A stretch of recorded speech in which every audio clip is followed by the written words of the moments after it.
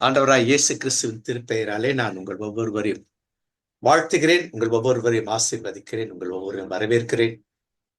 இன்றைக்கு நாம் பார்க்கிறது மரியா எலிசபெத்தை சந்திக்கிறது. அதான் இன்றைய பாடம். மரியா எலிசபெத்தை சந்திக்கிறார். இந்த சந்திக்கிற நிகழ்வை குறித்து நாம இன்னைக்கு பார்க்கணும்.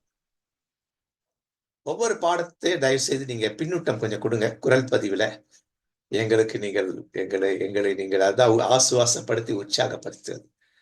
லூக்கா 1:37-52 வரைக்கும் வருகின்ற பகுதி. அதுல நான் எப்பவுமே வசனம் உங்களுக்கு தெரியும் இல்லைங்களா, 3 கொடுப்பேன். திருவிவிலியம் முதல்ல இருக்கா, அப்புறம் பவர் திருப்புதல், அப்புறம் ஆங்கிலத்துல. அது நியூ கிங் ஜேம்ஸ் வெர்ஷன் இருக்கும், ரிவைஸ்ட் வெர்ஷன். பெரும்பாலும் நியூ ரிவைஸ்ட் வெர்ஷன் தான் இங்கிலீஷ்ல இருக்கும் சில நேரங்கள்ல. ஏன்னா சில நேரங்கள்ல இது நல்லா இருக்கும், நியூ கிங் ஜேம்ஸ் வெர்ஷன் நல்லா இருக்கும். அதன் அடிப்படையில தான் அந்த நாட்களில் மரியா எழுந்து மலை நாட்டில யூதால் பட்டத்துக்கு தீர்வாய்ப்பார். மலை நாடு பேர் இல்லை அந்த மலை நாட்டுக்கு. அப்ப அந்த மலை நாட்டுக்கு என்னன்னா மரபு இருக்கு இல்லையா. மலை நாடு எது அப்படின்னு சொல்லிட்டு இறையியலாளர்கள் சொல்லுங்க. அப்ப நான் ஏற்கனவே சொன்னேன், நம்ம ஒரு பாடத்தை ஆயத்தப்படுத்தும் பொழுது, ஒரு செய்தி கொடுக்கும் பொழுது இல்லையா, ஞாயிற்றுக்கிழமையா இருக்கலாம், வெள்ளிக்கிழமை இருக்கலாம், குடும்ப கூடுகையா இருக்கலாம், எது இருந்தாலும் சரி இல்லைங்களா, அது நீங்க நம்ம என்ன பண்ணோம் அப்படின்னாக்கா அதை கொடுத்துரு. அது ரொம்ப ரொம்ப முக்கியம் இல்லைங்களா. அப்போ இத ஒரு பாடத்தை ஆயத்தமே இந்த 6 இருக்கணும். இந்த 6 எங்கெல்லாம் வருது நம்ம மைண்ட்ல வச்சுக்கிட்டு அதை பின்பற்றிக்கிட்டே வரும் இல்ல. முதல்ல சூழமை, சர்க்கம்ஸ்டன்சஸ், சூழ்நிலைகள் என்ன. அப்ப 2 பார்த்தோம் நம்ம ஏற்கனவே. 2 பாட்டுல 2 அரசியல் சூழல் பார்த்தோம். ரோம் அரசாங்கம், அடுத்தது ஏரோதினுடைய இது. இன்னொரு அரசு, புதிய ஏற்பாடு இன்னொன்னு தெரியணும் இல்லையா. எதுமியர் வீரர்கள் யார்? இவங்க யாருன்னாக்கா ஏரோதினுடைய முன்னோர்கள். அப்ப இந்த 3 இருந்தாதான் புதிய ஏற்பாடு பண்ணும். அப்ப இந்த 3ல ரோம வரலாறுன்னு படிக்கும் பொழுது கிரேக்க வரலாறு படிக்கணும் இல்லையா. அப்போ இதெல்லாம் சூழல். அப்போ இந்த சூழலை மையப்படுத்தி இயேசு இந்த உலகத்தை இந்த சூழலுக்கு மத்தியிலே இல்லையா, அரசியல் வழியாகவும் ஆன்மீக வழியாகவும் பொருளாதார வழியாகவும் எல்லா வழியிலும் பாடுபடுகிற கஷ்டப்படுகிற மக்களுக்காக அந்த சூழல்ல வந்தால் அது இந்த சூழல் வரைக்கும் பயன்படுகிறதுன்னு தெரிஞ்சுக்குது. அந்த சூழல் ரொம்ப ரொம்ப முக்கியம். அடுத்ததுல வாக்குறுதி என்ன கொடுத்திருக்காங்கன்னு பார்க்கணும். 1, 2, 3 இருக்கா, சிலத்த 1 கூட இருக்காது. இதுல யாரெல்லாம் முக்கிய நபர்களாக இருந்திருக்கிறார்கள் இல்லையா. கடவுள் எப்படி அவளை வழி நடத்தி இருக்கிறார், யார் யாரை எப்படிலாம் வழி நடத்தார். அதுல இங்க யாருக்காவது கடவுள் ஃபேவரபிளா நடந்திருக்காரா, யாருக்கெல்லாம் எந்தெந்த வகையில ஃபேவரபிளா இருந்திருக்காரு இல்லையா. அடுத்தது அவங்களோட கேரக்டர், குணநலன்கள். அது நேர்பட்ட குணநலனா, எதிர்மறையான குணநலனா. இந்த 6 கண்டிப்பா நம்ம பாடத்தை ஆயத்தப்படுத்தும் பொழுது இல்லையா, இந்த 6 நம்ம மனசுல வச்சுட்டே பண்ணணும். தட்டி எழுப்பினவங்க டக் டக் டக் இந்த 6 சொல்லிடணும் இல்லையா. அப்போ இதுதான் மேப், இதெல்லாம் சூழல், ஜியோகிரபி, இதெல்லாம் வரும். அரசியல் இதெல்லாம் வரும். நம்ம தனியா அதை பார்க்கணும் நாளைக்கு. இந்த 6 இன்னும் கொஞ்சம் விளக்கமா பார்ப்போம். அப்ப இங்க பார்த்தீங்கன்னாக்கா அவங்க எப்படி வருவாங்க அப்படின்னு சொல்லி பார்த்தாக்கா, கலிலேயாலும் யூதேயாவுக்கு வரணும்னாக்கா என்ன பண்ணுவோம்னாக்கா சொல்லுவாங்க இல்லையா, நீ இப்படி இப்படி நேரா இப்படி இப்படி மூக்கை தொடுறதை விட்டு இப்படி போயிட்டு மூக்கை தொடுறீங்க அப்படிங்கிற மாதிரிதான் வருவாங்க. ஏனென்றால் ஒதுக்கப்பட்ட இடம் சமாரியா என்பது, அவர்கள் யூதெல்லாம் ஒதுக்கப்பட்டவர்கள். ஆனா அந்த நாட்டு வழியா கூட வரமாட்டாங்க இல்லைங்களா. அவங்க என்ன பண்ணா, கலிலேயாவில இருந்து யூதேயாவுக்கு வரணும் இப்படிதான் சுத்திட்டு வருவாங்க. சுத்திட்டு அந்த அந்த அந்த அந்த அந்த யோர்தான் அந்த ஆற்றை கடந்து யோர்தான் வழியாக அங்க ஒரு 3 கிளை ஆறுகளை தாண்டி திரும்பி யோர்தான் மெயின் இதுக்குள்ள இப்படி வருவாங்க.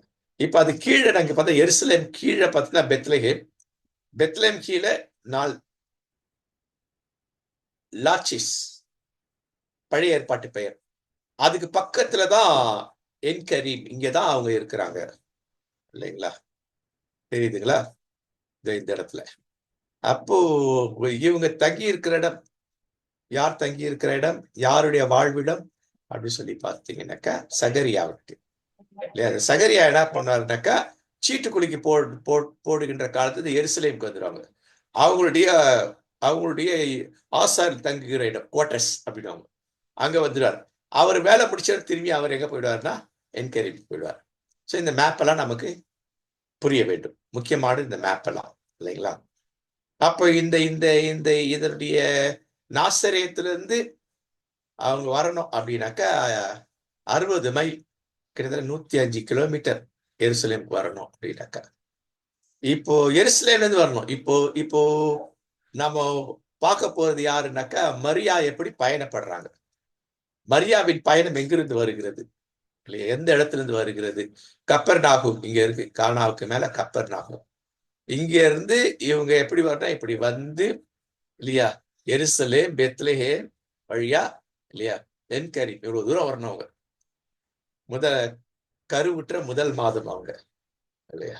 இதெல்லாம் நம்ம பார்க்க போறோம். அப்போ எவ்வளவு தூரம் வரணும், எத்தனை நாள் ஆகும், இதெல்லாம் நம்ம பார்க்கணும். இதெல்லாம் சூழ்நிலைகள் ரொம்ப முக்கியமானது.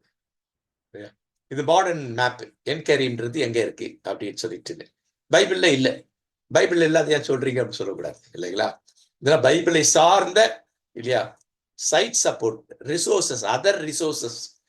அதாவது அதர் ரிசோர்சஸ் என்னன்னாக்கா வேல்யூபிள் ரிசோர்சஸ், நம்பக்கூடியவைகள் இல்லையா?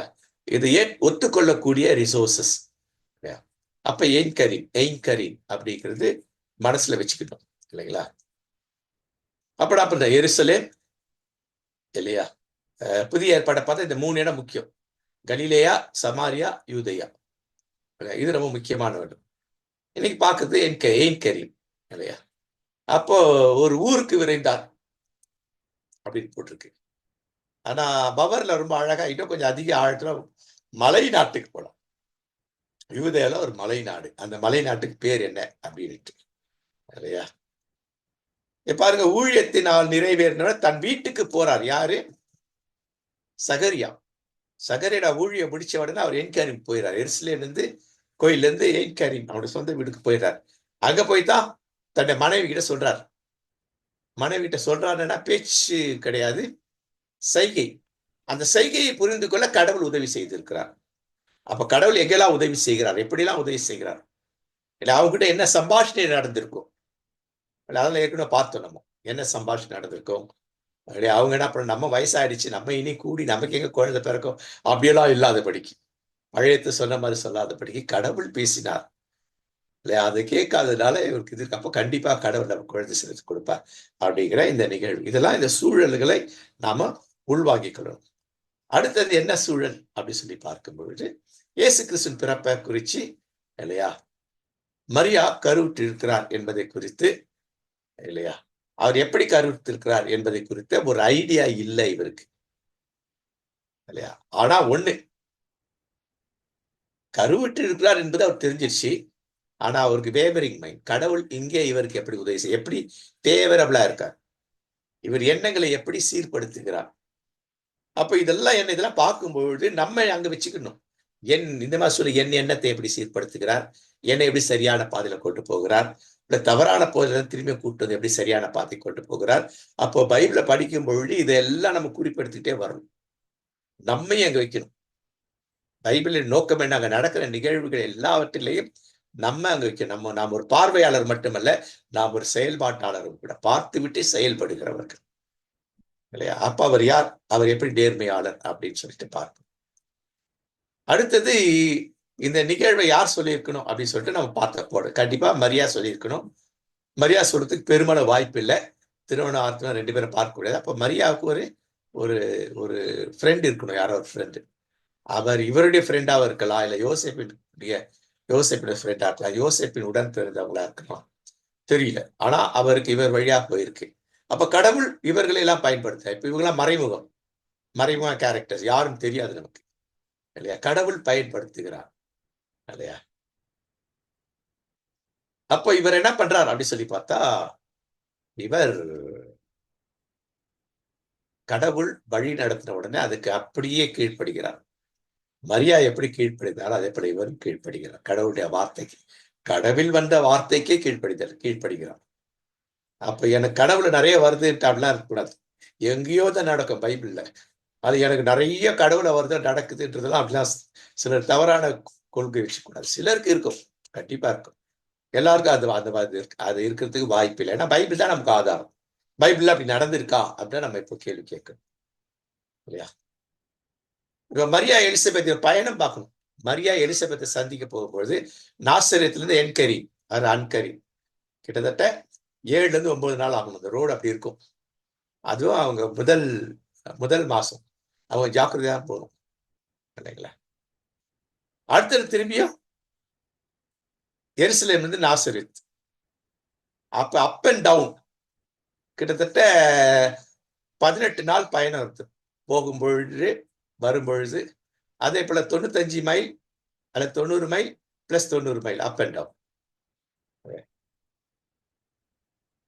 அடுத்தது இன்னொரு பயணம் மரியாவுக்கு குழந்தை சுமந்து வரும்போது கடைசி மாதங்கள்ல இருக்கும் பொழுது திரும்பி அவங்க என்ன பண்றாங்க, கிட்டத்தட்ட ஒரு 80-85 மைல் அவங்க பயணப்பட்டு வராங்க இல்லைங்களா? அது ஒரு 10 நாள் 12. ஏன்னா இப்ப ரொம்ப கேர்ஃபுல்லா வரணும், ரொம்ப மெதுவா வரணும். அந்த கழுதையில வந்திருந்தா கூட அந்த கழுதை மெதுவா பழக்கி அதுக்கான ஆட்களை வச்சு அவருக்கு கூலி கொடுத்து இல்லையா கொண்டு வந்திருக்கணும். அடுத்தது என்ன, மரியா யோசேப்பு சிறுவர் இயேசு எகிப்துக்கு போறார். அப்ப இயேசு கிட்டத்தட்ட 1.5 வயசு 1.25 வயசு. அப்ப எவ்வளவு நாள் போயிருக்கு, எத்தனை கிலோமீட்டர் இல்லையா? சோ இதெல்லாம் நமக்கு வருது. இதெல்லாம் நீங்க வந்து மனசுல வச்சுக்கணும். சொல்லும் பொழுது எவ்வளவு தூரம் அப்படின்னா என்ன, கடவுள் நம்முடைய பாடுகளுக்கு மத்தியில் நம்ம பயன்படுத்துகிறார். சூழ்நிலைகளை தாங்க முடியாத சூழ்நிலைகளை கடவுள் பயன்படுத்துகிறார். அதுதான் ரொம்ப முக்கியம். எனக்கு ஏன் இந்த சூழ்நிலை, எனக்கு ஏன் இந்த பாடு அப்படி இல்லை, பாடுகளை சூழ்நிலைகளை கடவுள் பயன்படுத்துகிறார். அது நல்லா தெரியும். அப்போ இப்பேற்பட்ட சூழ்நிலைகளை கடவுள் பயன்படுத்துகிறார் இல்லையா அப்படிங்கறத நான் பார்க்கிறேன். அடுத்த இன்ட்ரெஸ்டிங் விஷயம் என்னன்னாக்க, இவருடைய பயணத்துக்கு யார் உதவி செஞ்சிருக்குன்னா கண்டிப்பா யோசேப்பு தான். ஏன்னா நம்ம அந்த அந்த அந்த அந்த கலாச்சாரம் யூத காலத்தை அருசாடுவாங்க. இது என்னது நிச்சயதாம்பலம் அது. ஏன்னா அது வந்து நீங்க இருக்கிற பழைய பாடம் தள்ளி பாடத்தை நீங்க படிச்சீங்கன்னா தெரியும் இல்லையா? அப்போ ஒன்ஸுக்கான இவர் தான் எனக்கு மனைவி, இவர் தான் எனக்கு கணவன். அப்பவே என்ன பண்ணுவாங்க, கணவனுக்கு ஏற்றபடி மனைவி தன்னை மாற்றிக்கொள்வார், செயல்பாட்டு ஏற்படுவாங்க, சேகரிப்பு எல்லாம் நடக்கும். மனைவிக்கு கணவன் அப்ப எல்லாத்தையும் சேகரிப்பு எல்லாம் செய்வார். அப்ப கேர்ஃபுல்லா வச்சுக்கணும்.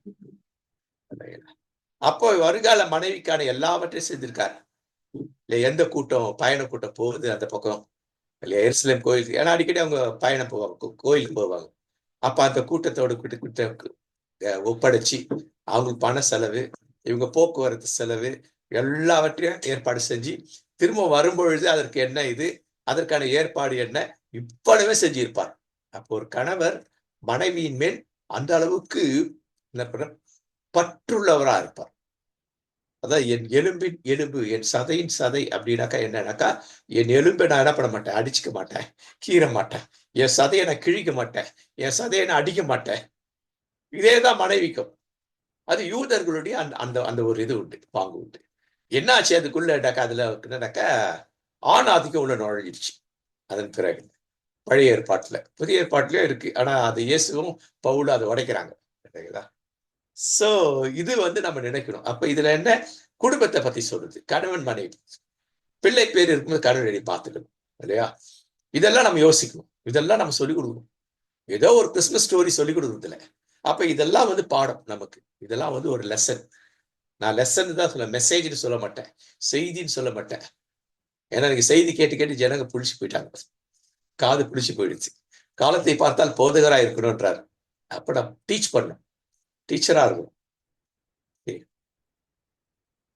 சரி, இந்த கிராமம் எங்க இருக்குது இல்ல, எருசலேம்ல இருந்துட்டு இல்லையா கிட்டத்தட்ட ஒரு 4.5 மைல் இல்ல 5.5 மைல் தூரத்துலதான் இந்த என்டரிம் இருக்கு. அப்போ நாசரேத்துல இருந்துட்டு அவங்க எருசலேமுக்கு ஒரு 128 கிலோமீட்டர் பயணப்படுறாங்க. ஏன் அவங்க பயணப்படுறாங்க, ஏன் அங்க போகணும் இல்லையா? குழந்தை பேரு உண்டாயிருக்கு. ஆரம்ப சில மாதங்களை ஜாக்கிரதையா பார்த்துக்குவாங்க. அப்போ இந்த அம்மாவுக்கு ஒரு பெண் துணையை கூட ஏற்பாடு பண்ணி அனுப்பியிருப்பார். இல்ல இந்த அம்மாவுக்கு மீடியேட்டரா யார் இருந்தாங்க, என்கிட்ட வந்து யார் சொன்னாங்க, இந்த அம்மா கருத்து அதெல்லாம் செஞ்சிருப்பார். அவங்க குடும்பத்தை சேர்ந்த அவங்களே கூட அனுப்பியிருப்பார். அவருக்கு திருமணம் ஆகி இருந்தாக்கா அவர் கணவரை கூட அனுப்பியிருக்கலாம். இல்ல கணவர் சொல்லியிருப்பாரு, என் மனைவி போகட்டும், அப்ப எந்த அளவுக்கு கேர் எடுத்துக்கிறார், கணவன் எந்த அளவுக்கு கேர் எடுத்துக்கிறார். இப்ப கடவுள் எப்படி அவர்களோடு கூட இடைப்படுகிறார், கடவுள் அவர்களை எல்லாம் எப்படி ஒன்று சேர்க்கிறார் இந்த பயணத்திற்கு. அப்ப போது நோக்கம் என்ன அப்படின்னு சொல்லி பார்த்தாக்கா, இருதயத்தில் வைத்து தியானிக்கிற அந்த முறையை கண்டிப்பா இவங்க கசின் தான் சொல்லி கொடுத்துருக்கணும் இல்லையா, எலிசபெத் தான் சொல்லியிருக்கணும். இந்த ஆன்மீக அனுபவங்களை இவங்க 2 பேரும் பகிர்ந்துக்கணும். ஒருவேளை இவங்க வந்துட்டு இவங்க இதை குறித்து சில இறையியலாளர்கள் சொல்லுவது என்ன அப்படி சொல்லி பார்க்கும் பொழுது, இவங்க வந்து எப்பெல்லாம் வருஷத்துக்கு ஒரு முறை அவங்க பயணப்பட்டு போகணும் கோயிலுக்கு.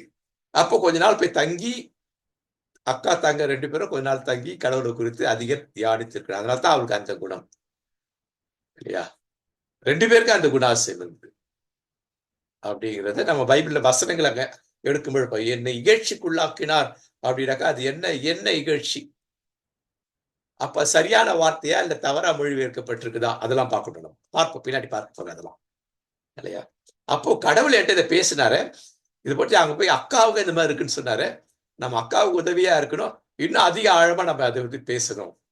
எனக்கு ஒரு வித்தியாசமான சூழல்ல, என்னுடைய சூழல்ல எனக்கு ஒரு குழந்தை செல்வத்துக்கான கற்பத்தின் கனியை கொடுத்திருக்காரு, அதே போல அக்காவுக்கும் கொடுத்திருக்காரு. அப்படின்னா என்ன இல்லையா, கடவுளோடு கூட வாழ்வதற்கு நல்ல கடவுளை அறிந்த மனிதர்கள் வேணும். அந்த கால தாத்தா பாட்டிகளா இருப்பாங்க, அந்த காலத்து கிறிஸ்தவங்க. இன்னைக்கு அவங்களாம் மதிக்கிறதே கிடையாது. ஆனா நாம மதிக்கிறோம் மதிக்கலையோ, அவங்க நமக்காக, நம்முடைய பிள்ளைகளுக்காக, மருமக்களுக்காக, பேர பிள்ளைகளுக்காக ஜெபிக்கிறாங்க. அது உண்மையா இருக்கு, இன்னை வரைக்கும் என்னால சொல்ல முடியும் இல்லைங்களா. அவர்களுக்காக ஜெபிக்கிறவர்கள் உண்டு அந்த காலத்துல. இன்றைக்கு அது இல்லை என்றாலும் என்ன தள்ளி வச்சுட்டாங்க, என்ன என்கிட்ட பேசுறது இல்லை, பேர பிள்ளைகளை அனுமதிக்கிறது இல்லை அப்படி இருந்தாலும் கூட அவங்க அவருக்காக ஜெபிப்பார்கள். அப்ப அவளோடு கூட பிள்ளைகள் உறவு கொண்டிருந்தா எவ்வளவு நல்லா இருக்கும். அதான் நரைமடி குடும்பத்துக்கு ரொம்ப ஆசி அப்படின்னு சொல்றது இதுதான். ஸோ இதெல்லாம் நாம் செய்தி ஆயத்தப்படுத்தும் பொழுது இதெல்லாம் நாம மனதில் கொண்டு இதை பண்ணணும். ஓகே, அப்ப பயணம் அப்படின்னு சொல்றது திரும்பி இன்னொரு மேப் உங்களுக்கு புரிஞ்சுக்கிறதுக்காக இல்லைங்களா. அவருடைய ஒரு பயணம் இப்படி இல்லையா, இந்த பயணம் என்ன அப்படின்னு சொல்லி பார்க்கும்பொழுது, இந்த பயணம் வந்துட்டு இயேசுவும் இவங்களும் வருது, மனைவியும் வருது, யூதேயா வழியா வருகின்றது. அப்ப இவர்கள் இந்தபடியா வருவதற்கு வாய்ப்பு உண்டு. இன்னொரு மேப் போட்டுக்கணும், அது மறந்துட்டேன். இது இயேசுவின் வழி நடுவில் வருது இல்லையா. இவங்க எப்படி வந்திருக்கணும்னா இந்த மாதிரி சுத்திக்கிட்டு இப்படிதான் வரணும் சார். அதனால சோ இது இந்த இந்த இந்த பாதை வந்து இயேசுவின் பாதை ஆக்சுவலா இல்லையா. அடுத்தது வந்துட்டு இவர்கள் இங்கிருந்து எப்படி போய் எகிப்துக்கு தப்பிச்சு போயிடறாங்க, திரும்பி எகிப்துல இருந்து எப்படி வராங்க, இவங்க திரும்பி எங்க என்கேரியும்பி தான் வரணும். ஆனா அங்க அந்த அந்த அரசன் மோசமான, 2வது அரசன் மோசமானவர்.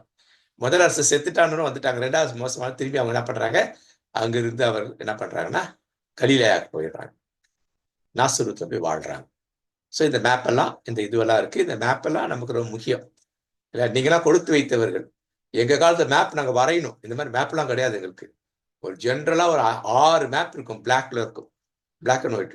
அதை நாங்க அது நாங்க இது பண்ணி அந்த கால ரோனியம் பண்ணி வரோம். ஷீட் பெருசா இருக்கும், A4 7 பெருசா இருக்கும், ஜெராக்ஸ் கூட கிடையாது. அதுல நாங்க குறிக்கணும் இது எல்லாத்தையும் இல்ல. உங்கள் காலம் பொற்காலம் இல்ல, இதை தட்டினாலுமே வந்து விழும், படப்பட மேப் எல்லாம் வந்து விழும். உங்களுக்கு என்ன மேப் வேணுமோ அது வந்து விழும். ஆனா இதெல்லாம் பயன்படுத்துங்கள் இல்லையா கிழக்கல். ஸோ பயணம் இதெல்லாம் இருக்கு. அப்ப மரியா டோட்டலா எவ்வளவு தூரம் பயணப்பட்டாங்க இதெல்லாம் வந்து இதுல வருது. நீங்க இதை பார்த்தீங்கன்னா தெரியும். எத்தனை நாட்கள் பயன்படுத்திருக்காங்க, எங்கிருந்து அவர்கள் தங்க சொந்த இடத்திலிருந்து இல்லையா, அவர்கள் எருசலேமுக்கு வந்து, எருசலேமில இருந்து என்கரீமுக்கு வந்து, என்கரீம்ல இருந்துட்டு திரும்பியும் எருசலேம் 8ஆம் நாள் போயிட்டு பட் திரும்பி என்கரீமுக்கு வந்து இல்லையா, என்கரீம்ல வந்து இருக்கும் பொழுதுதான், என்கரீம்ல தான் அந்த விண்வெளி ஆராய்ச்சியாளர் வந்து பார்த்திருக்கணும். ஏன்னா வீட்டுல வந்து பாக்குறாங்க மெய்ப்பர்கள், அந்த ஆட்டு இது மாட்டு அந்த அந்த இடத்துல வந்து ஆடு மாடு குதிரை எல்லாம் கட்டுற இடங்கள்ல அவங்க வந்து பார்த்திருக்காங்க. இவங்க இவ்வளவு நாள் கழிச்சு வந்திருக்கிறாங்க. அப்ப திரும்பி இங்க இருந்து போறது திரும்பிய எருசலேம் இதெல்லாம் வந்துட்டு உங்களுக்கு எவ்வளவு தூரம். அப்போ கடவுளுடைய பிள்ளையை இந்த உலகத்துக்கு கொடுக்கறதுக்கு அவங்க இவ்வளவு பாடுபடணுமா? அப்படின்னா கடவுளுடைய நாம மகிமை அதான் முக்கியம். நீங்கள் புசித்தாலும் குடித்தாலும் எதை செய்தாலும் கடவுளுடைய நாம மகிமை கேட்ட செய்யுங்கள். 1 Corinthians 14:40 இல்லைங்களா? அதனால அப்போ நம்ம பாடுகள் அப்படின்னு சொல்லி இருந்தனா கிறிஸ்தவர்களுக்கு உரியது. இதை தெளிவா சொல்லணும். நீ ஆசீர்வாதமா இருப்பாய், நீ இப்படி இருப்பாய், இது மாறும் சொல்லவே கூடாது. இதை விட கொடுமையா இருக்கும் அப்படிதான் சொல்லணும். நான் அப்படிதான் சொல்லியிருக்கேன். 50 ஆண்டு காலத்துல நான் சொல்ல இவ்வளவு கஷ்டத்துல இருக்குதா, கஷ்டத்தை ஏசாமி விடுதலை கொடுத்துருவார்னு நினைக்காதுங்க. கஷ்டத்துக்கு பத்தியில கடவுளுக்கு அமைதியை கொடுப்பார், தைரியத்தை கொடுப்பார். சூப்பரா அதை ஃபேஸ் பண்ணு எல்லாத்தையும். இப்படிதான் சொல்லுவோம். ஏமாத்த கூடாது அவங்க. கடவுளை ஏற்றுக்கணும், அவங்க சுகம் கிடைக்கும், இது கிடைக்காதல ரேர் கேசஸ் தான். புதிய ஏற்பாட்டுல யார் வந்துட்டு ஆசீர்வாதமா இருந்திருக்காங்க? உடல் ஆசீர்வாதமோ, மன ஆசீர்வாதமோ, பண ஆசீர்வாதமோ, பொருள் ஆசீர்வாதமோ, இடை ஆசீர்வாதமோ ஒருத்தர்கிட்ட கூட இல்லை. யாருமே இல்லை. பழைய ஏற்பாடு தலைவர்லாம் உலகம் தாங்கக்கூடாத அளவுக்கு ஆசீர்வாதம் இருந்தது. ஆனா புதிய ஏற்பாட்டுல அப்படி இல்லை. அப்ப நான் புதிய ஏற்பாட்டை மையப்படுத்தணும். கிறிஸ்தவன் என்று நினைத்தாலே நமக்கு பாடுகள் உண்டு. அப்படிதான் நம்ம பார்க்கிறோம். பைபிள் அப்படிதான், புதிய ஏற்பாடு நம்ம அப்படிதான் பார்க்கிறோம். அப்போ பாடுகள் இருக்குதுன்னா கடவுளை நாம மகிமைப்படுவோம் போது அதுக்கு நான் என்னை ஒப்பு கொடுக்கணும். நான் அடிமை அப்படின்னா டோட்டல் சரண்டர், 100% சரண்டர். நான் கேள்வியே கேட்க மாட்டேன், டவுட் கூட கேட்க மாட்டேன், இல்லையா? கேட்ட எப்படி நடத்துங்க இல்லையா? அப்போ இதெல்லாம் ஏன் சொல்லணும் அவங்களுக்கு? இந்த டிஸ்டன்ஸ்ல ஏன் பண்ணணும்னா இது கடவுள் பயன்படுத்துகிறார். சூழ்நிலைகளை கடவுள் சாதகமாக்குகிறார். போராட்டங்கள், பிரச்சனைகளை அவருடைய நாம மகிமைக்கு சாதகமாக்குகிறார். நாம் அதற்காகத்தான் அழைக்கப்பட்டோம். புதிய ஏற்பாட்டுல பணக்காரர்கள் இருந்தார்கள், முக்கியமா பெண்கள் இருந்தார்கள். ரோமர் கடைசி அதிகாரம் நிறைய பெண்கள் பேர்லாம் சொல்லுவாங்க. அந்த பெண்களை குறித்து நம்ம அதர் சோர்சஸ்ல பார்க்கும்போது, ரிசோர்ஸ்ல பார்க்கும்பொழுது கம்பளம், அந்த சிகப்பு கம்பளம் வந்துட்டு அது அவ்வளவு சீக்கிரம் அதுக்கான மூலப்பொருள் கிடைக்கிறதே கஷ்டம். அது உயர் குலத்தவர்கள், அரசர்கள் வாங்குற அப்பேற்பட்ட ஒரு இதை வந்துட்டு வியாபாரம் பண்ணிருக்காங்க. எவ்வளவு பணக்காரா இருப்பாங்க. ஆனா அவங்க என்ன பண்ணாங்க? கடவுளுடைய இப்படி வாங்கி இப்படி கொடுத்தாங்க. உனக்குள்ளது எல்லாவற்றையும் விற்று ஏழைகளுக்கு கொடுத்துட்டு எனக்கு பின்னாடி வாங்க. அப்போ கடவுள் இந்த உலகத்துல ஆசீர்வாதமா ஒரு கிறிஸ்தவனை, ஒரு ஊழியக்காரனை வச்சிருக்காருன்னா என்ன அர்த்தம்? ஏழைகளுக்கு போகணும்ன்றதுக்காக வச்சிருந்தார். அது நல்லா ஞாபகம் வச்சுக்கணும். பணம் இருக்குதோ இல்லையோ, நம்மை விட தேவையில் உள்ளவர்கள் இருக்கிறாங்க. கைம்பெண் அப்படிதான் பண்ணாங்க. அவங்க ஜீவனத்துக்குள்ளது அந்த வார கூலி நினைக்கிறேன், அந்த கூலியெல்லாம் கொடுத்துட்டாங்கன்னா என்ன அர்த்தம்? என்னால பசியை தாங்க முடியும். என்ன பசி தாங்க முடியாதவங்க இருப்பாங்க, இங்க இருக்கிறாங்க. அதனால நான் என்ன பண்ணும்? நான் அதை அவங்களுக்கு கொடுத்துட்றேன். தனக்குள்ளதை எல்லாம் விற்று ஏழைகளுக்கு கொடு அப்படின்றது இதுதான். இன்னொன்று கருக்கலானது, நிறைய பேருக்கு மேல கோபம் வரும். ஏசாவி கொண்டு போயிட்டு காணிக்கை எல்லாத்தையும் என்ன பண்ணு இல்லையா? காணிக்கை தசமபாகத்தெல்லாம் கொண்டு போயிட்டு கோயில்ல காணிக்கை கொடுன்னு சொல்ல. ஆனா என்ன, சட்டப்படி சிலது இருக்கு. ஆசாரிய காமின்னு நீ காணிக்கை கொடுத்தா போயிட்டு ஆசன் போய் காண்பி இல்லையா? அதெல்லாம் இருக்கு. மற்றபடி காணிக்கை தசமபாகம் இதை பத்தியெல்லாம் இயேசு அவ்வளோ பண்ணல. நீ கொடுக்கிறது என்ன? அமுக்கி குலுக்கி சரிந்து விடுமுறை கொடு. உனக்கு கிடைக்கும்னு கொடுக்காத, உனக்கு அமுக்கி குலுக்கி சரிந்து விடுமுறை கொடுப்பாருன்னா உனக்கு ஆசீர்வாதம் எது? அந்த அமைதி தான் உனக்கு ஆசீர்வாதம், பிளஸிங் இல்லையா? கடவுள் கொடுக்கிற அமைதி, சமாதானம் அப்படிங்கிறல அதுதான் கிரேட்டஸ்ட் பிளஸிங் இல்லையா? நான்லாம் அதை ரொம்ப அனுபவிக்கிறேன். முக்கியம் மணிப்பூர் போயிட்டு வரும் பொழுதுலாம் என்கிட்ட இருக்குது எல்லாமே எல்லாம் போயிடுச்சு நான் கொடுத்துட்டேன். ஏன் கொடுத்தனா கடவுள் என்னோட கூட பேசுறார் இல்லைங்களா? அந்த சொன்ன ஒரு பிள்ளைக்கு இப்படி நடக்குது, அதுக்கு ஆப்ரேஷனுக்கு செலவுக்கு தேவை. நாங்க பணம் நிறைய கடவுள் கொடுக்குறோம், சேர்க்கிறோம். மணிப்பூருக்காக எவ்வளோ நாங்க யோசிச்சு பார்க்க முடியாத அளவுக்கு கடவுள் கொடுக்குறாங்க.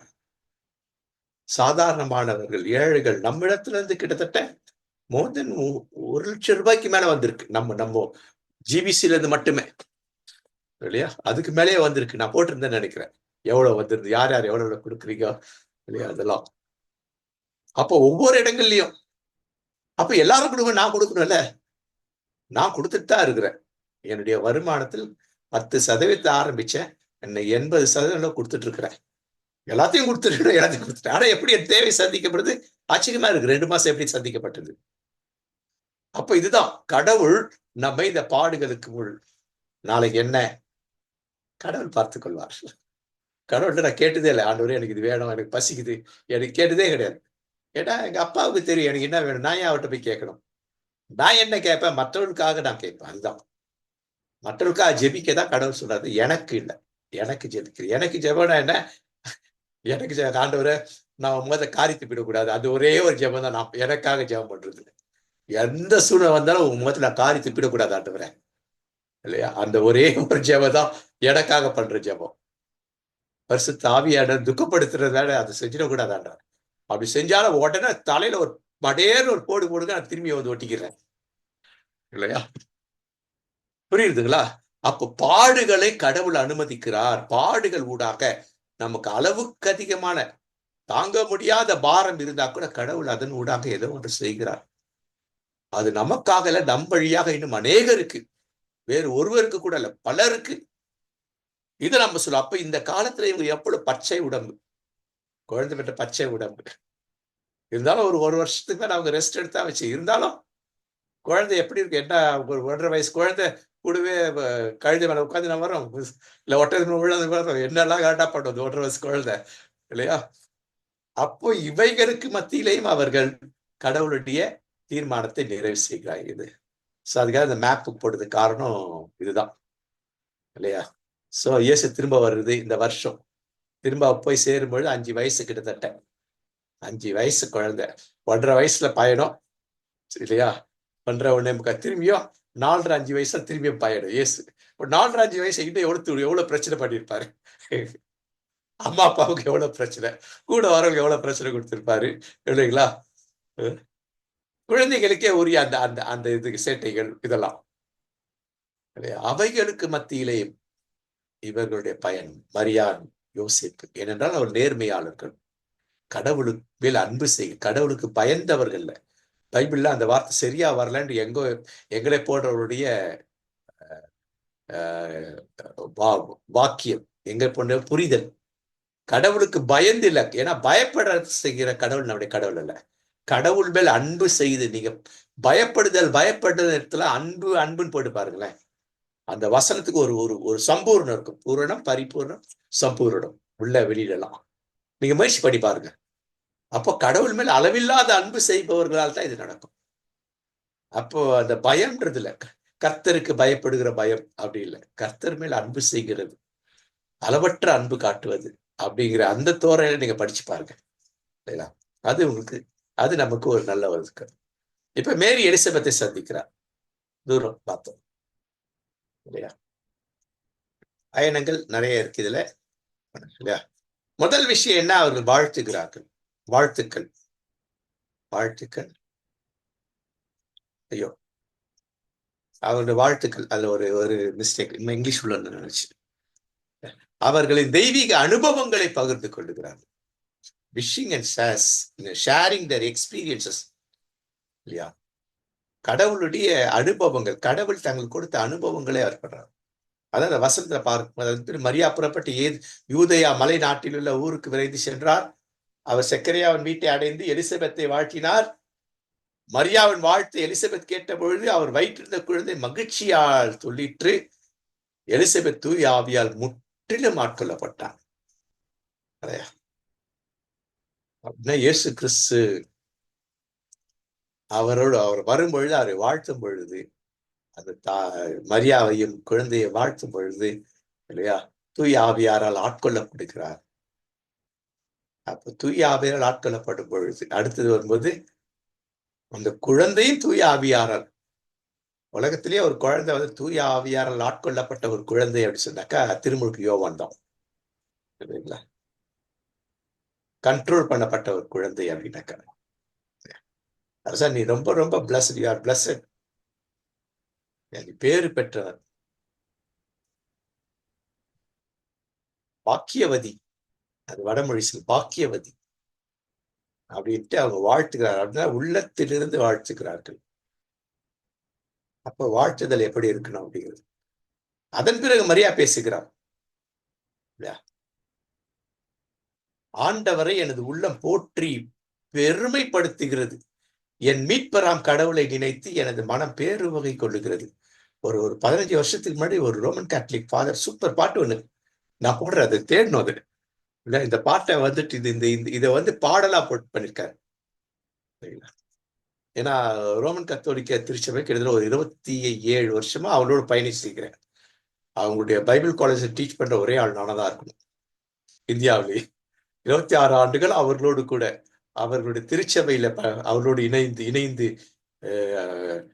வழிபாடு நடத்தியிருக்கேன். அவங்களுடைய நிறைய இதுங்களுக்கு ரிசோர்ஸ் பர்சனா போயிருக்கிறேன். அப்படி என்றால் நான் என்னை எப்படி தகவமைத்துக் கொண்டிருக்கிறேன் அவர்களுக்கு பயன்படும்படிக்கு, அது ரொம்ப முக்கியம் இல்லையா? அந்த பாட்டு இது நான் போடுறேன், தயவுசெய்து ஞாபகப்படுத்திக்கிறேன். சூப்பர் பாட்டு அது. ஆனா இப்ப தேடி எடுக்கணும், இப்பதான் ஞாபகம் வந்து. ஏனென்றால் அவர் என்ன பண்ணார், தம் அடிமையின் தாழ்நிலையை கண்ணோக்கினார் அப்படின்றார். அப்ப மரியா அடிமையா? மரியா வந்து தன்னை பத்தி பேசல, தன் மக்களை பத்தி பேசுறாங்க. தன் மக்கள் அடிமை, நான் அடிமை. எப்படி அடிமையா இருக்கிறாங்க தன் மக்கள்? இஸ்ராயேல் மக்கள் அந்த காலத்தில் இருந்துட்டு அவர்கள் பாவத்தின் விளைவாக அடிமைகளானார்கள். கடவுளுடைய வார்த்தைகளுக்கு கீழ்ப்படிந்து நடக்காததினால் ஏற்பட்ட பாவம். அதனால் அந்த பாவத்தில் அடிமையா இருக்கிறார்கள். அது எந்தெந்த அளவுக்கு அவங்கள மேல மேல சுமத்தப்பட்டது அப்படின்னு சொன்னா, அவர்கள் அரசியல் அடிமை. பல நாடுகளுக்கு இவர்கள் அடிமைகளா இருந்தாங்க. பஞ்சத்தில் அடிபட்டார்கள் இல்லையா? அந்த காலத்து ஊழியக்காரர்கள், இந்த காலத்து ஊழியக்காரர், இந்த காலத்து பிஷப், இந்த காலத்து சீனியர் பாஸ்டர் இவாஞ்சலிஸ்ட் இல்லையா? இதே மாதிரி அந்த காலத்துல இருந்திருக்காங்க. பரிசெய, சதுசெய, வேதப்பாரு, இவங்க எல்லாரும் இவங்க அடிமைப்படுத்த, எல்லாருக்கிட்டே இவங்க அடி உத நாட் ஒன்லி பிசிக்கல், மன ரீதியாக காணிக்கை அளவுக்கு அதிகமாக காணிக்கை கொடுக்கிறது, ஏமாத்துறது இல்லையா? மக்களை கடவுள் பேரை சொல்லி ஏமாத்துறது, அததான் சொல்றது. அவங்க அடிமையா இல்லை.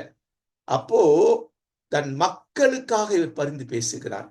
ஏன்னா அதனாலதான், அந்த எண்ணம் இருக்கிறதுனால்தான் உலகத்துள்ள மக்களுக்காக பரிந்து பேசுற இயேசு கிறிஸ்து இவருக்குள் வந்தார் என்று நாங்க சொல்றது உண்டு. அதனாலதான். அப்போ கடவுள் சரியானவர்களை தெரிந்து கொள்ளுகிறார். ஆனால் பல வேளைகள் சரியானவர்கள் கடவுளுக்கு கீழ்ப்படியாததால் ஏற்படுகிற பிரச்சனைகள் நிறைய உண்டு. அதனால என்ன பண்றது, என் மனம் பேருவகைக்கு நான் பெருமைப்படுறேன், பேருவகை கொள்ளுகிறேன், பேரானந்தப்படுகிறேன் என்றால் கடவுள் இத்தனை பேரை விட்டு என்னையும் அங்கு விடணும். எவ்வளவு பேர் இருக்கிறாரு, என்ன கூப்பிட்டிருக்காரு. ஏன்னாக்க ஆற்றலுடையவர், வல்லமையுடையவர். அவர் என்ன செய்யறாரு, எனக்கு அரும்பெரும் செயல். எது அரும்பெரும் செயல்? இல்ல என்ன பாடுபட்டிருப்பாங்க. ஐயோ நான் போய் புருஷன் போய் சொல்ல போறேமே, இவங்க நேரா போய் சொன்னாங்களா, சொல்றதுக்கு வாய்ப்பு ரொம்ப குறைவு இல்லையா? நம்ம நம்ம நம்ம நம்ம க்ளோஸ் ஃப்ரெண்ட் ஒருத்தர் அனுப்ப போறமே, அவர் என்ன சொல்லப்பாரு, ஏது சொல்ல போறாங்க? இந்த க்ளோஸ் ஃப்ரெண்டு 100க்கு 100 எனக்கு உண்மையானவங்க தானா, இல்ல 1% குறைஞ்சி 199 வேற மாதிரி சொல்லிடுவாங்களா? எவ்வளவு அந்த சின்ன வயசு, ஒன்றும் புரியாத வயசு, டீனேஜ் வயசுல அப்ப எப்படி யோசித்து இருக்கிறார்கள். அப்ப கடவுளுடைய வார்த்தைகளை இருதயத்தில் தியானிப்பவர்களுக்கு தான் இதெல்லாம் கிளியரா புரியும். வெளிப்பாடு நீங்க சொல்றல, இதுதான் வெளிப்பாடு, புரிதல் தான் வெளிப்பாடு இல்லையா? ஸ்பெஷல் கிடையாது வெளிப்பாடு, புரிந்து கொள்ளுதல், கண்களை அகல திறந்து பார்த்தல், இதுதான் வெளிப்பாடு இல்லையா? புரிந்து கொள்ளுதல் தான் இல்லையா? அப்ப கடவுள் இவ்வளவு பேரோட என்னை கண்ணோக்கினார். இது முதல் எல்லா தலைமையும் என்னை பேரு பெற்றனா, அருள் இருந்த மரியே வாழ்க,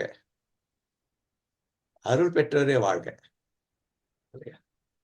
அப்ப சொல்றாங்க, கடவுளால் நீர் போற்றப்படத்தக்கவராக இருக்கு இன்னும் சொல்றாங்க. ஏன் என்றால், ஏன் அப்படி சொல்ல, வல்லவராம் கடவுள் எனக்கு அரும்பெரும் செய்த, என்ன அரும்பெரும் செயல் இல்லையா? இந்த உலகத்துக்கு ஒரு மீட்பரை என் வழியா கொடுக்கிற ஒரு அரும்பெரும் அது என்ன தெரிந்து கொண்டிருக்கிறார். தூயவர் என்பதே அவருடைய பெயர். மகா பரிசுத்தர், மா தூயவர். சரியான மொழிபெயர் மா தூயவர்னு வர்றாங்க. அவருக்கு அஞ்சி, இங்கே மொழிபெயர்ப்பு தவறு, இது பவர் தீர்ப்பது, இதிலே தப்பு இருக்கு. அவர் மேல் அன்பு கொண்டு நடப்போருக்கு தலைமுறையா அவர் இரக்கம் காட்டி வருகிறார். நல்ல சரியான வார்த்தை. அவர் மேல் அன்பு காட்டுறதுக்கு அவர் ஆசீர்வதிக்கிறார். அந்த ஆசீர்வாதம்னு சொன்னா கூட அது மத்தியில அமைதி. நான் போன முறை சொன்னேன்ல, ஒரு குட்டி பிள்ளை வந்துட்டு இல்லையா, கேள்வி கேட்டாக்க எல்லாரும் அந்த கடல் கொந்தளிக்குது, எல்லாம் பயந்தாங்க, இது எப்படி இருப்பேன்னா எல்லாம் ஒவ்வொரு சொன்னாங்க. இந்த குட்டி பிள்ளை சொல்லிச்சு, இல்ல ஏசாமி படுத்து, நானும் போய் அவரை கட்டி பிடிச்சி படுத்து தூங்கிடுவேன். அதான் அமைதி.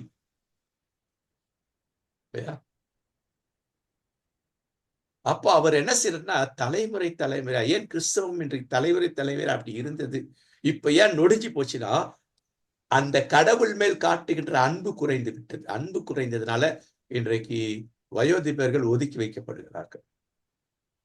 தாய் தகப்ப தங்க இஷ்டப்படுற பிள்ளைகள் அதுக்கு மேல இருக்கிறாங்க. கிறிஸ்தவ ஒரு நெறி இல்லை. நம்ம கிறிஸ்டின் எஜுகேஷன் படிச்சல, கிறிஸ்தவ நெறி இல்லையா, கிறிஸ்தவ நெறியே இன்னைக்கு இல்லாம போயிடுது. சொல்லிக் கொடுக்கறது இல்லை. சொல்லிக் கொடு சண்டே ஸ்கூல்ல இன்னைக்கு எக்ஸ்பீரியன்ஸ் டீச்சர் இல்லை இல்லையா.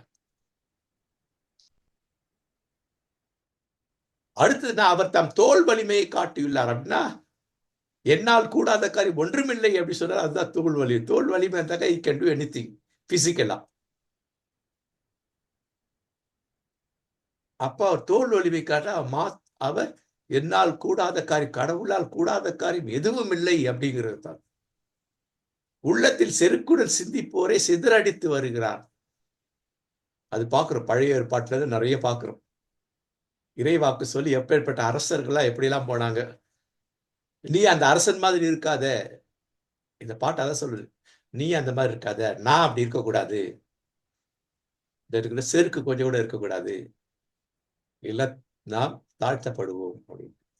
பசித்தோரை நலன்களால் நிரப்பியுள்ளார், செல்வரை வெறுங்கையாய் அனுப்பிவிடுது. அப்படின்னா என்ன, செல்வமுற்றவர் பசித்தவர் கொடுக்க மாட்டாங்க.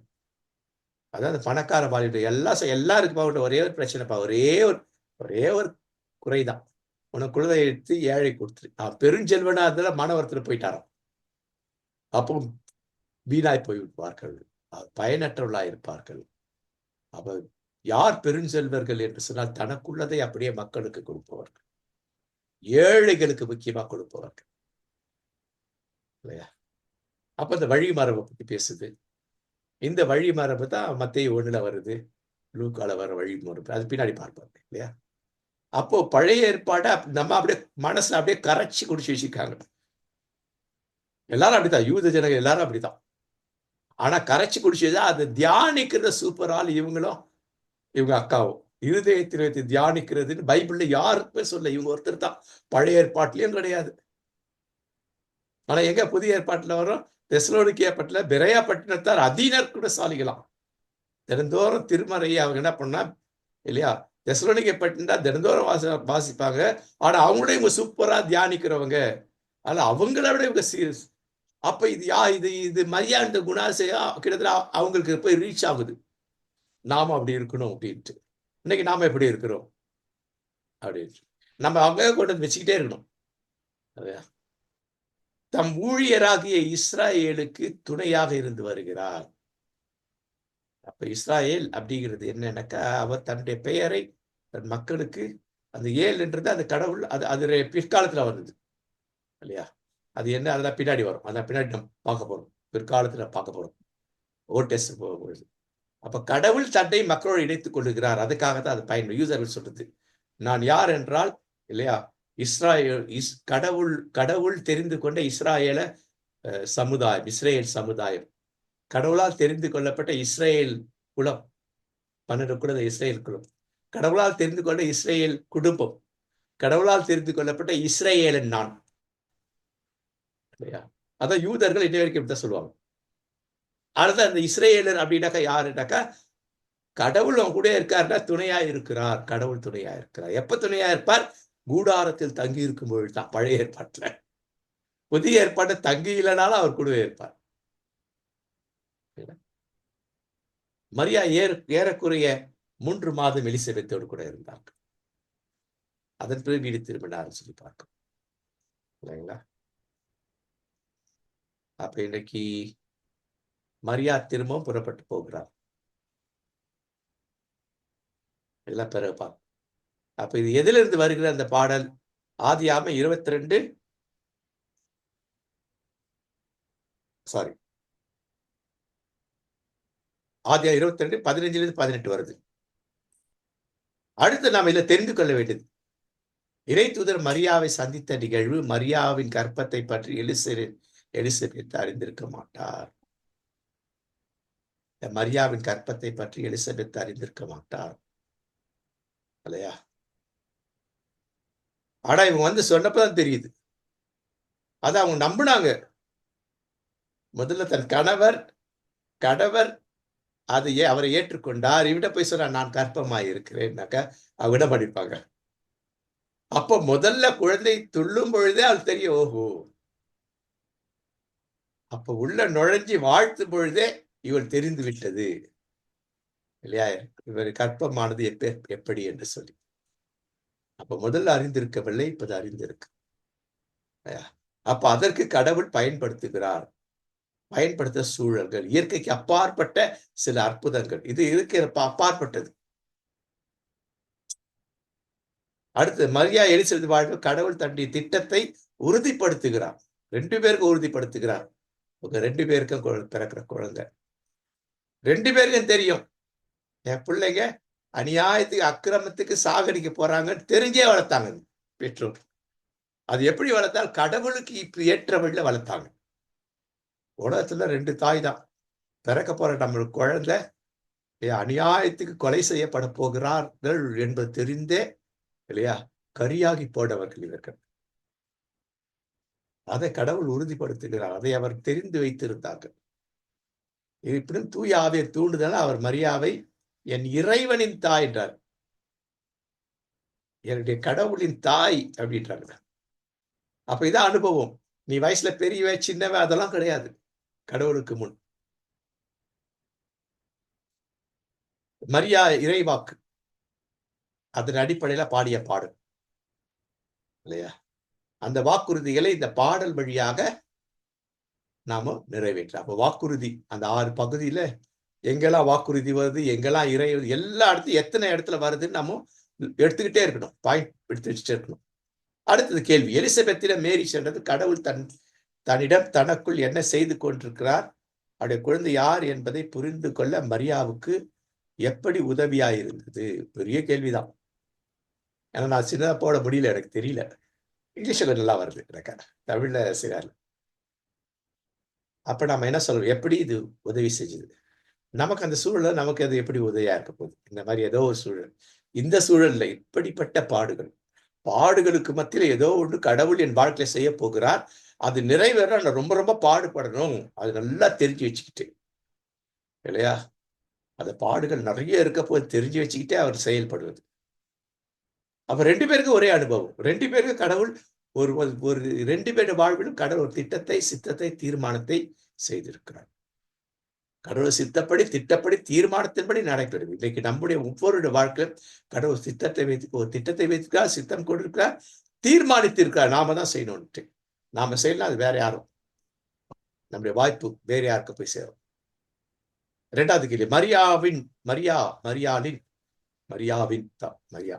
அவள் இவெல்லாம் வரக்கூடாது, நானே அப்படி போட்டிருக்கேன். மரியாவின் வாழ்க்கையில் கடவுள் எலிசபெத்தை எவ்வாறு பயன்படுத்தினார்? வயோதிபர் அவங்க எந்த அளவுக்கு இருப்பாங்க, எப்படியெல்லாம் அவங்க இந்த மாதிரி இவர்கள் ஆன்மீக வாழ்வில வாழ்வதற்கு இவர் எப்படியெல்லாம் பயன்படுத்திருப்பார்கள். தூர இடத்துலதான் இருக்கிறாங்க, என்னைக்காவது மொபைல் எடுத்து பேசலாம் டக்குனு. 3வது, கடவுள் தம்முடைய சித்தத்தை நிறைவேற்ற உங்களுக்கு உதவ மற்றவர்களை எவ்வாறெல்லாம் எப்போதெல்லாம் பயன்படுத்தி இருக்கிறார், எவ்வாறெல்லாம் எப்படிலாம் பயன்படுத்தி இருக்கிறார், இந்த கேள்விகளாம் பதில் கண்டுபிடிப்போம். ஓகே, இதோட பாடம் முடிகிறது. இந்த பாடத்தை குறித்து நீங்க இது மாதிரி பின்னூட்டம் இந்த மாதிரி அடிக்கணும். இதான் முதிர்ச்சி உள்ளது. நான் பைபிள் காலேஜில் இருக்கோம் நம்மலாம் இல்லையா? அப்ப இந்த சிஸ்டம் இதான் சிஸ்டம், பின்னூட்டம் அளிக்கிற சிஸ்டம். ஏன்னா உங்களுக்கு எக்ஸாம் கிடையாது இல்லைங்களா? அதெல்லாம் கிடையாது. அது இந்த மாதிரி ஒரு குறிப்பு ஒண்ணு கொடுத்தாலும் போறோம். ஒவ்வொன்றிலையும் 3 கொடுக்கணும்னு அவசியம் இல்லை. 3ல 3 போயிடுச்சு. ஒண்ணு இருந்தா போறோம் இல்லைங்களா? சோ கடவுள் உங்களை ஆசீர்வதிப்பார்.